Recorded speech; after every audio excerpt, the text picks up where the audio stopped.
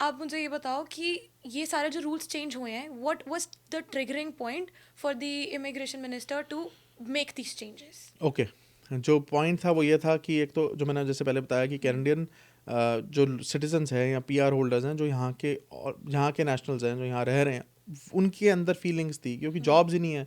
वो भी लोग स्ट्रगल कर रहे हैं जो रह रहे हैं यहाँ पे। ठीक है, वो क्राइसिस देख रहे हैं, इन्फ्लेशन कितनी बढ़ गई है, वो देख रहे हैं हाउसिंग क्राइसिस हैं। जो बेसमेंट $1000 की मिलती थी वो 2-2 हज़ार डॉलर की 2200 की मिल रही है क्योंकि डिमांड ज़्यादा है। ठीक है, अब एक घर का एक नॉर्मली पहले होता था कि एक फैमिली के पास एक अपना घर है, प्राइमरी हाउस है, दैट्स इट। बहुत कोई अच्छा होता था, उसने एक आधी इन्वेस्टमेंट प्रॉपर्टी ली हुई है। अब क्या हुआ है, उनको पता है रेंटल में मैं ऐसे चढ़ा दूंगा, मैं घर उठा रहा हूँ, और वो अगर घर की वैल्यू 8 लाख है तो 9 लाख में बाय करता है कि कोई बात नहीं, मेरा तो इतना मैथ करके मेरी तो इतनी रेंट आ जाएगा, ये बाहर बाहर से मॉर्गेज निकल जाएगी, तो मैंने तो ये 10 बच्चों को दे देना। उस घर में 10 बच्चे गुजार दिए, तो वहाँ से उसको बच्चों को भी एक्सप्लॉयटेशन है, उनको साफ हाइजीनिक जगह नहीं मिलती रहने के लिए। ठीक है, एक एक कमरे में 3 दिन रह रहे हैं, और it was not that expensive पहले। अभी उनको जगह भी नहीं मिलती है, प्रॉपर पर्सनल स्पेस, और पैसे भी ज़्यादा दे रहे हैं। और एंड में फ़ायदा होता था कि लोग घर ले रहे हैं, 1 लिया, 2 लिया, 10 लिए, 20 लिए, लोगों के पास 100 घर है यहाँ पे। ठीक है, जो जिन्होंने इन्वेस्टमेंट्स की हुई है, 5-5 घर तो नॉर्मल लोगों के पास। और वो घर होने चाहिए थे लोगों की प्राइमरी रेजिडेंट। ठीक है, लोग नॉर्मल लेते घर, 8 लाख का खरीदते, 7 का खरीदते, 6 का, जो भी जिस भी शहर के हिसाब से, और अपनी फैमिली को रखते। अब वो अफोर्ड नहीं कर पाते हैं तो वो रेंट पे रहते हैं। अब जो रेंटल जा रहा है रहने के लिए, क्योंकि वो घर खरीदना अफोर्ड नहीं कर सकता, तो रेंटल भी महंगा है। जो रेंट 1500 का होना चाहिए वो महंगा है, जो रेंट 1000 का होना चाहिए वो महंगा है। बेसमेंट्स के रेट बढ़ गए हैं, अपार्टमेंट्स के रेट बढ़ गए हैं, कॉन्डोज के रेट बढ़ गए हैं, तो लोग जाएगा।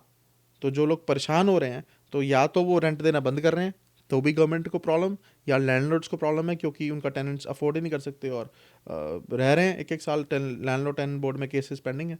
तो बहुत हाउसिंग की शॉर्टेज है कनाडा में इस टाइम। कमिटमेंट्स पे कमिटमेंट्स मिनिस्टर्स दे रहे हैं, जो प्रोविंस के गवर्नमेंट हैं या जो फेडरल है, लेकिन वो पूरे नहीं हो रहे। तो they are working very hard कि हाउसिंग के क्राइसिस दूर करें, जिसमें वो ये चाहते हैं कि बच्चे, अब जो इंटरनेशनल स्टूडेंट्स आ रहे हैं या टेम्प्रेरी वर्कर्स आ रहे हैं, वो कम आएँ, यहाँ पे जॉब संभाली जाए, जो लोकल लोग हैं उनको मिले, और जो हाउसिंग क्राइसिस है उसको ठीक किया जाए। तो जो ये एकदम भीड़ आ रही है, इसको अभी रोको, पहले अपनी प्रॉब्लम सॉल्व कर लो। हमारे घर में कोई मेहमान आता है, चार एक रात के लिए 4 लोग आ जाए, तो हमें ये मुसीबत पड़ जाती है कि भैया अब ये कहाँ रुकेंगे, कहाँ सोएंगे, इनका हम ज़रा बेड बना दें, ये कर दें, वो कर दें, क्या खाएंगे। अब इस कंट्री में आप दुनिया को बुला रहे हो, की तो रिस्पॉन्सिबिलिटी। उनको संभालने के लिए इंफ्रास्ट्रक्चर तो चाहिए ना। कहाँ रहेंगे, हाउसिंग तो ठीक करो, जॉब्स हैं कहाँ करेंगे।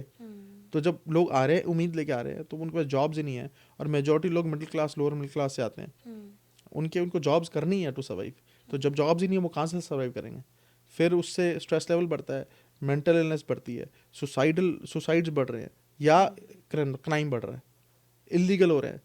मैं तुम्हें स्टैटिस्टिक्स देता हूँ पुरानी का, अभी तक, आज तक, जो गवर्नमेंट के पास डेटा है, 200,000 स्टूडेंट्स, क्योंकि वो स्टडी परमिट पे कनाडा आए थे, वो ना पढ़, वो आउट ऑफ स्टेटस है कनाडा में, वो इलीगल हैं, और वो स्टूडेंट्स कॉलेज और यूनिवर्सिटी में नहीं है।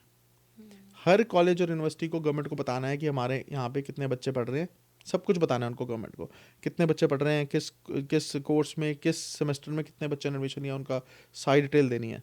लेकिन वो देते हैं, उनको गवर्नमेंट को पता है कि ये बच्चे पढ़ने आए थे लेकिन कॉलेजों में नहीं है, यूनिवर्सिटीज़ में नहीं है, तो वो सब out of out of status है स्टेटस उनका, हैं। 200,000 नंबर है उनका।